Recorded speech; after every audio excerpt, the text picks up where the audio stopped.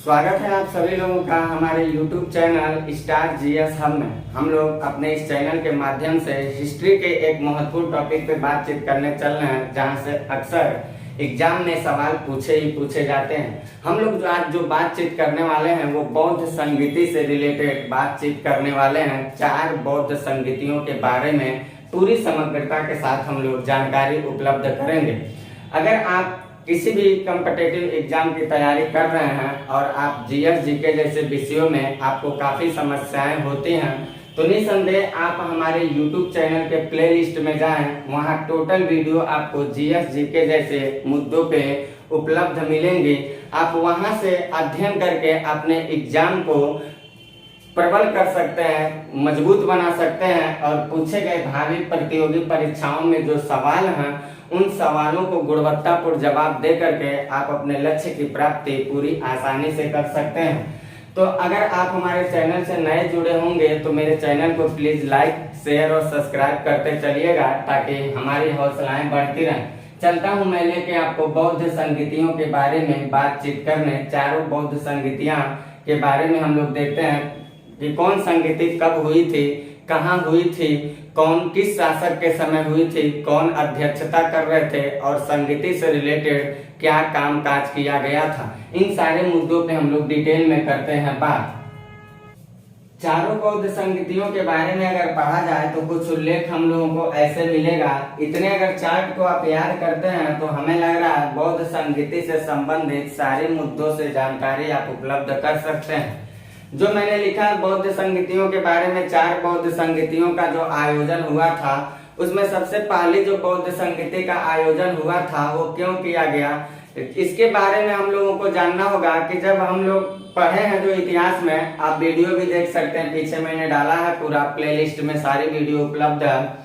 जब गौतम बुद्ध एक्सपायर हो रहे हैं, जब उनकी मृत्यु हो रही है, तो उनके द्वारा जो उपदेश की भावना बातें थी, जितना उन्होंने अपने तपस्या के दौरान जो ज्ञान की प्राप्ति किए थे, जो उत्तर वैदिक काल के कुरीतियों, आडंबर और अंधविश्वासों से निपटने के लिए समाज के शोषित वर्गों को समाज के मुख्य धारा से जोड़ने के लिए कदम उठाकर जो उन्होंने धर्म पे आंदोलन छेड़ा था, तो उन्होंने धर्म पे जो आंदोलन छेड़ा उससे उनको जो ज्ञान की प्राप्ति हुई थी, ज्ञान के प्राप्ति के बाद वो उपदेशों की भावनाओं को लेकर समाज को अग्रसित करने का प्रयास किए और बहुत हद तक उन्होंने समाज के लोगों को जोड़ा भी। लेकिन उनके मृत्यु के बाद क्या किया गया, जो उनके अनुयायी लोग थे वो गौतम बुद्ध की कही गई जितनी बातें थी समाज के लोगों तक, जन जन तक पहुंचा करके समाज में समरता को स्थापित करने की कोशिश किए और वही कोशिश उस 4 संगीतियों के रूप में दिखाई देता है। जो पहला संगीति का आयोजन हुआ था, पहली संगीति का आयोजन बिहार के राजगृह में किया गया था और ये संगीति का आयोजन जो छिड़ा था वो 483 ईसा पूर्व के आसपास छिड़ा था। 483 ईसा पूर्व के आसपास बिहार के राजगृह में पहले संगीति का आयोजन किया गया। जिस समय इस संगीति का आयोजन चल रहा था, तात्कालिक शासक अजात शत्रु था, हर्यक वंशी शासक बिंबिसार का पुत्र अजात शत्रु गद्दी पर बैठा हुआ था और अध्यक्षता उस समय महाकश्यप कर रहे थे। और बुद्ध के उपदेश जो थे, उनके उपदेशों को किस तरह से जन जन तक फैलाया जाएगा, उन बातों को 2 वर्गों में रखा गया था। एक उनका शिष्य जो थे उपाली, उन्होंने सुत्त पिटक का रचना किया और उनका सबसे प्रिय शिष्य एक आनंद थे, उन्होंने विनय पिटक का रचना किया। और इन दोनों किताबों में सुत्त पिटक का जो रचना उपाली किए थे, विनय पिटक की रचना आनंद ने किए थे। इन दोनों में क्या लिखा गया था, जो सुत्त पिटक था वो धर्म के उपदेश से संबंधित नियम कानून थे और विनय पिटक जो था वो संघ से संबंधित नियम कानून को दर्ज किए थे। और कहा गया कि इन्हीं माध्यमों के द्वारा हम जन जन तक सभा समितियों का आयोजन करके जन जन तक गौतम बुद्ध की बातों को प्रचारित करेंगे। ऐसा कुछ बात प्रथम संगीति में किया गया। प्रथम संगीति के इस काम के बाद बहुत सारे लोगों तक इसकी बातों को पहुंचाया गया। निसंदेह इसमें कोई दो राय नहीं है। आगे चल के जब द्वितीय संगीति का आयोजन किया गया है, ये द्वितीय संगीति का आयोजन जो छिड़ा था चला था वो 383 ईसा पूर्व के आसपास हो रहा है। और द्वितीय संगीति बिहार के वैशाली नामक जगह पे कराया गया था। जिस समय शासक जो था वो काला शोक का समय चल रहा था और अध्यक्षता सर्वकामी ने किया था। लेकिन हुआ क्या, कहीं भी देखिएगा, कहीं भी समर्था के साथ अगर बढ़ करके आप किसी काम को, किसी लक्ष्य को अचीव करना चाहते हैं तो बहुत सारे लोग उसमें अड़चने फंसाने का काम करते हैं। कुछ यहाँ भी वही हुआ। द्वितीय बौद्ध संगीति के दौरान हुआ क्या, जो बौद्ध धर्म के प्रचारित लोग थे उन लोगों के अंदर ही क्या हुआ, मतभेद की भावनाएं आ गई। और मतभेद की स्थिति में जो बौद्ध धर्म था वो दो विचारधाराओं में व्यक्त हो गया। एक विचारधारा जो था वो अस्थावीर विचार, एक विचारधारा अस्थावीर के लोग थे और दूसरा जो था वो महासंघिका के लोग हुए। इन दो तरह के अवधारणाओं को लेकर के दो तरह की विचारधाराओं का जन्म हो गया। लेकिन अभी पूर्ण रूप से बौद्ध धर्म का विभाजन नहीं हुआ था। इसी बात को रोकने के लिए तृतीय बौद्ध संगीति का आयोजन करवाया गया था। और ये तृतीय बौद्ध संगीति का आयोजन 251 ईसा पूर्व में हुआ था।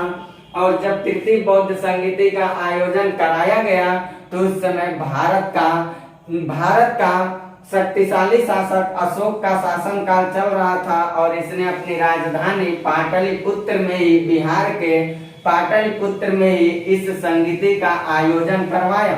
जिस समय तृतीय बौद्ध संगीति का आयोजन चल रहा था, मुगली पुत्र तिस्र इसकी अध्यक्षता कर रहे थे। और हुआ क्या, इस संगीति में यही कहा गया कि जो मतभेद की स्थिति है, जो द्वितीय बौद्ध संगीति में मतभेद की स्थिति आई थी, उस मतभेद की स्थिति को रोकने का पूरा प्रयास किया अशोक ने। और निसंदेह उसमें उसने सफलता भी पाई और साथ ही साथ उसने अभिधम्म पिटक का संकलन भी किया। इस प्रकार अशोक का कहना था कि बौद्ध संगीतियों में जितनी सारे नियम और कानून है उसमें किसी भी तरह से किसी के द्वारा अवैतनिक गतिविधि का प्रयोग करके संगीति को भंग करने की कोशिश ना किया जाए, राजा इसको बर्दाश्त नहीं कर सकता है। तो तृतीय बौद्ध संगीति में अभिधम्म पिटक का संकलन किया गया और हद तक इस बातों को अस्थावीर और महासंघिका की जो विचारधाराएं थी उनको कुछ हद तक जोड़ने की कोशिश किया गया। लेकिन ये कोशिश कब तक चल सकता है, जैसे अशोक का जमाना समाप्त हुआ तो आगे चल के मतभेद और बढ़ते चले गए और चौथी बौद्ध संगीति का आयोजन करवाया गया। याद रखिएगा, ये तीनों आयोजन तो बिहार में हुए थे, लेकिन ये आयोजन जो हुआ था ये कश्मीर में हुआ था। इस बात को आप याद रखिएगा, ये कश्मीर में कराया गया था और ये हुआ था लगभग प्रथम शताब्दी ईसा पूर्व के आसपास कराया गया। प्रथम शताब्दी ईसा पूर्व के आसपास इस संगीति का आयोजन करवाया गया और शासन काल के रूप में जो शासक थे वो कनिष्क थे, वासुमित्र इसकी अध्यक्षता कर रहे थे। लेकिन तृतीय बौद्ध संगीति के बाद चतुर्थ बौद्ध संगीति में इतनी मतभेद बढ़ चुकी थी कि मतभेद को रोका नहीं गया और मतभेद के ही कारण अंततोगत्वा गौतम बुद्ध के द्वारा बनाए गए हजारों साल की जो सैकड़ों साल के सपने थे, जो उनकी कोशिश थी, जो उनकी प्रयास थी, जो उनका लक्ष्य था, जो उन्होंने अचीव किया था, जो समाज के लोगों के बीच समरसता स्थापित करने का, जो बंधुत्व बनाने की उन्होंने कोशिश किया था, वो क्या हुआ, चौथी बौद्ध संगीति के दौरान जाके टूट गया। और कहा जाता है कि चौथी बौद्ध संगीति के दौरान ही बौद्ध धर्म दो वर्गों में खुलेआम तौर पे विभक्त हो गया। एक शाखा उसका हीनयान बना और दूसरा शाखा महायान बना। ये हीनयान और महायान कहीं न कहीं तृतीय बौद्ध संगीति के अस्थावीर और महासंघिका के विचारधाराओं से जुड़े लोग थे। जो अस्थावीर के लोग थे यही लोग हीनयान कहलाए, यही लोग हीनयान बने, और जो महासंघिका के लोग थे यही लोग महायान बने। यानी कि कुल मिला के बौद्ध संगीतियों, चतुर्थ बौद्ध संगीति में बौद्ध धर्म दो वर्गों में विभक्त हो गया। तो बौद्ध संगीति से रिलेटेड बस मुझे बताना था, बौद्ध संगीति से रिलेटेड हमने आपको सारी बातें बता दिया। एग्जाम के नजरिए से सब की सब बातें पूछी जाती हैं, किस जगह पे हुआ, कौन शासक था, कौन अध्यक्षता कर रहे थे, कब विभाजन हुआ, कब इसकी पृष्ठभूमि देखी जाती है, नियम कानून शुद्ध पिटक और विनय पिटक का कब चल के आ रहा है, अभिधम्म पिटक का संकलन कब किया गया था, ये सारे सवाल बन के आते हैं एग्जाम में। हमें लग रहा है इतनी बातों को आप पढ़ लेंगे तो बौद्ध संगीतियों से रिलेटेड सारी मुद्दों की जानकारी आप उपलब्ध कर पा रहे हैं।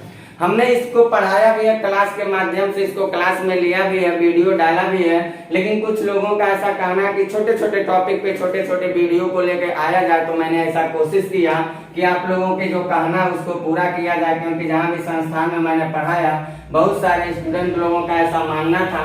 हम आप लोगों से बस यही कहेंगे कि अगर आप लोग वास्तव में चाहते हैं कि जीएस जैसे मुद्दों में समस्याओं का समाधान हो जाए, तो निसंदेह बिना किसी इधर उधर की अफवाह बातों के फेंके बिना इस चैनल पे आप जुड़ेंगे तो शुद्ध गुणवत्तापूर्ण प्रीवियस ईयर पेपर पैटर्न पे आधारित आपको टोटल जीएस की कंप्लीट जानकारी उपलब्ध करवाई जाती है। आप ना हो तो प्ले लिस्ट में जा करके वीडियो को खोल के आप देख सकते हैं कि वास्तव में मास्टर झूठ बोल रहा है या सच बोल रहा है। आप खुद समझ सकते हैं कि इस चैनल के पर पड़े हुए वीडियो की कितनी गुणवत्ता आपके भावी प्रतियोगी परीक्षाओं के लिए साबित होगा।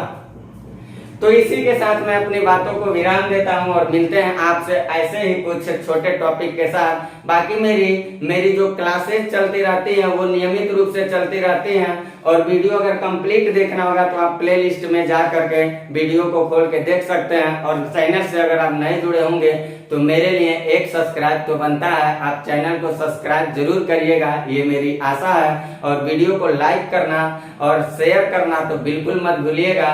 तो मैं मिलता हूँ इसी के साथ अगली वीडियो में, लेता हूँ आपसे इजाजत। Bye, best of luck.